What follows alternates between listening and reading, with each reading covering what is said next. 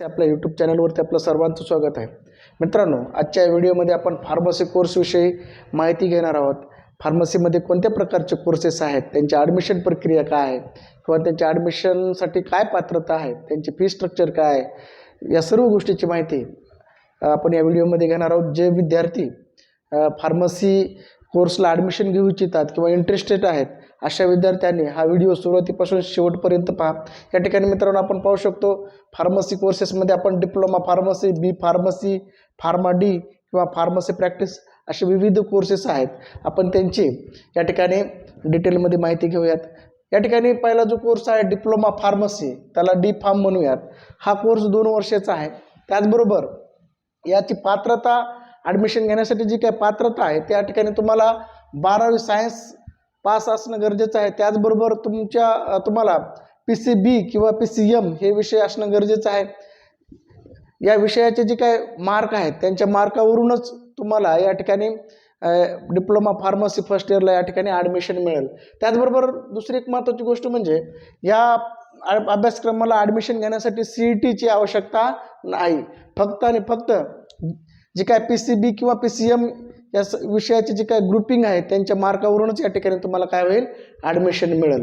त्याचबरोबर मित्रांनो, दुसरी एक महत्त्वाची गोष्ट या ठिकाणी सांगतोय, हा जो कोर्स आहे 2 वर्षाचा आहे. या ठिकाणी वार्षिक पॅटर्न आहे, सेमिस्टर पॅटर्न नाही आहे. तुम्हाला diploma first year, diploma second year pass out झाल्याच्या नंतर 2022-23 पासून सरकारने या ठिकाणी काय केलेलं आहे, डिप्लोमा फार्मसी एक्झिट एक्झाम तुम्हाला द्यावी लागणार आहे. आणि ती एक्झाम पास झाल्या तरच तुमचं जे काय फार्मसी काउन्सिल ऑफ इंडिया किंवा तुमची या ठिकाणी फार्मसी काउन्सिलला नोंदणी होईल आणि तेव्हाच तुम्ही रजिस्टर्ड फार्मासिस्ट म्हणून काय ठिकाणी तुमचं काय होईल, नोंदणी होईल. तर जे विद्यार्थी डिप्लोमा फार्मसीला ॲडमिशन घेऊ इच्छितात त्यांनी हे पण लक्षात द्या की तुम्हाला केवळ डिप्लोमा फार्मसी पास होऊन चालणार नाही, तर तुम्हाला डिप्लोमा फार्मसी एक्झिट एक्झाम सुद्धा पास होणं गरजेचं आहे.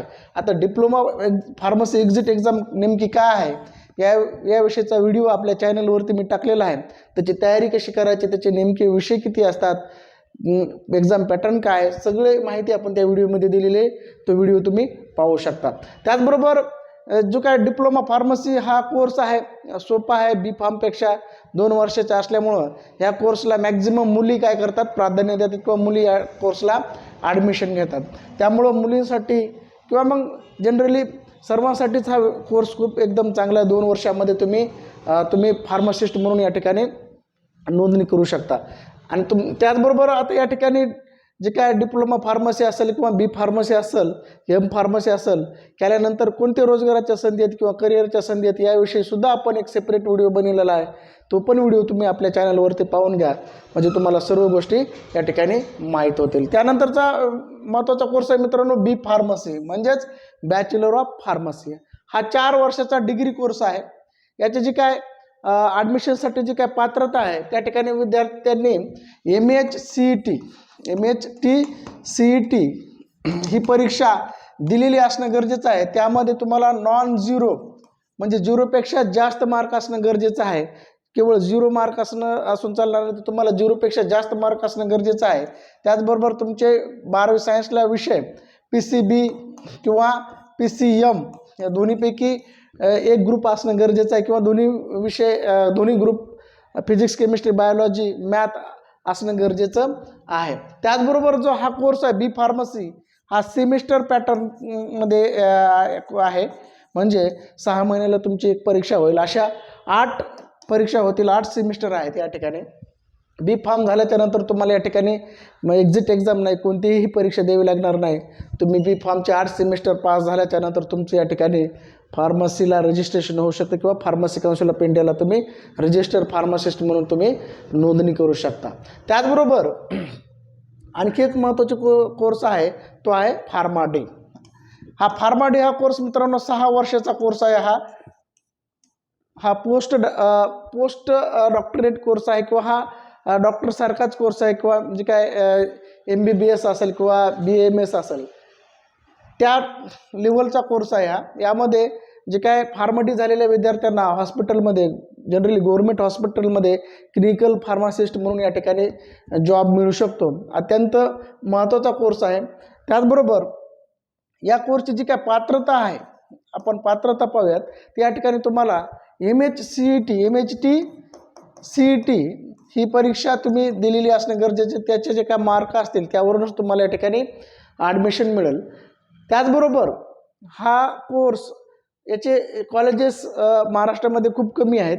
गव्हर्नमेंट कॉलेजेस जवळपास 2च आहेत, प्रायव्हेट कॉलेजसुद्धा कमी आहेत. त्यामुळं जे काय CET परीक्षेमध्ये जास्त मार्क असणारे विद्यार्थीच या ठिकाणी ॲडमिशन त्यांचा नंबर लागू शकतो. म्हणजे या ठिकाणी जास्त विद्यार्थी आले तर ज्याचे जास्त मार्क असतील तेच या ठिकाणी ॲडमिशन मिळू शकतं. त्याचबरोबर जे दुसरा कोर्स आहे फार्मसी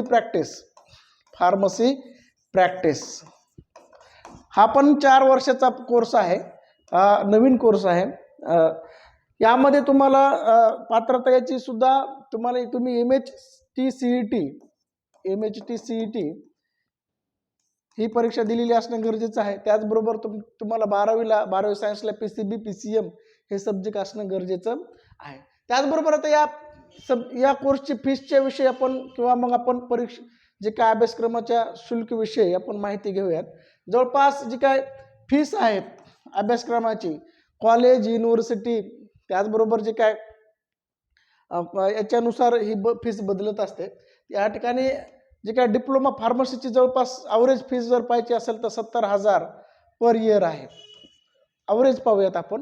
काही कॉलेजचे 80 असू शकते, 65 असू शकते, बट ॲव्हरेज आपण 70,000 पर इयर असं आपण या ठिकाणी सांगू शकतो. त्याचबरोबर B.Pharmची सुद्धा 80 ते 70,000 पर्यंत या ठिकाणी फीस आहे. फार्माडीची सुद्धा त्याच प्रकारची या ठिकाणी फीस आहे. जे विद्यार्थी कॅटेगरीमध्ये येतात किंवा गव्हर्नमेंटचे ज्यांना शिष्यवृत्ती मिळू शकते अशा विद्यार्थ्यांना सर्व गव्हर्नमेंटच्या या ठिकाणी शिष्यवृत्ती किंवा मग स्कीमचा फायदा होऊ शकतो. त्यामुळं जे विद्यार्थी फार्मसी कोर्सेसला ॲडमिशन घेऊ इच्छितात त्यांनी हा व्हिडिओ पाहून त्याचबरोबर जी काय CET परीक्षा आहे त्यामध्ये चांगल्या प्रकारे तुम्ही मार्क मिळवा, म्हणजे तुम्हाला चांगल्या कॉलेजला या ठिकाणी ॲडमिशन मिळेल. दुसरी गोष्ट मित्रांनो, ॲडमिशन घेताना त्या कॉलेजला PCIची मान्यता आहे का नाही हे तुम्ही पाहू शकता. पहा, अगोदर PCI म्हणजे फार्मसी काउन्सिल ऑफ इंडिया, म्हणजे तुम्हाला पासआउट झाल्याच्या नंतर रजिस्ट्रेशनसाठी किंवा जे काय लायसन्ससाठी तुम्हाला अडचण येणार नाही. PCI अप्रूव्ड कॉलेज असलेल्याच तुम्ही या ठिकाणी कॉलेजला प्रिफरन्स द्या, म्हणजे तुम्हाला पुढे नंतर पासआउट झाल्याच्या नंतर अडचण येणार नाहीत, प्रॉब्लेम येणार नाहीत. तर फार्मसी कोर्सेस संबंधित ॲडमिशन प्रक्रियेसंबंधित इतर माहितीसाठी तुम्हाला अडचण असेल किंवा प्रश्न असतील, तुम्ही मला माझा जे काय मोबाईल नंबर आहे 9673 89 62 37 या मोबाईल नंबरवरती व्हॉट्सअप करा, कॉल करा. त्याचबरोबर या चॅनलला सबस्क्राईब केलं नसेल तर चॅनलला सबस्क्राईब करा, व्हिडिओला लाईक करा, शेअर करा. या ठिकाणी आपण थांबूया. जय हिंद, जय महाराष्ट्र.